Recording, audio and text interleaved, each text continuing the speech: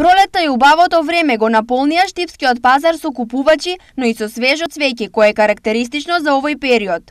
Произведувачи и продавачи на цвеќе има многу, а тие тоа го прават со леснотија и љубов. Да, ние ги одгледуваме и ние ги продаваме. Нормално. Не е многу ни тешко, не е ни лесно. Секоја си го сака своето. Треба да се одгледува, сака гледане како и дете. Па има од 30 до 50 и до 100. Трудот и ниската цена сепак ретко ги примамуваат граѓаните да купуваат, а поголемиот дел и сами си ги произведуваат. Не, дома си произведувам. Дали често купувате цвеќе? Не, сега во времето. Не сум. Зошто мислите дека Па имам дома цвеќиња и за тоа не.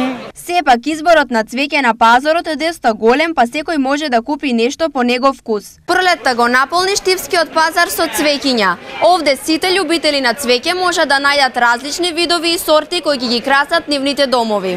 Пролета не ги донесе само цвеќињата, туку го наполни и пазарот, а најбараните прехрамбени артикли можеа да се купат по следниве цени.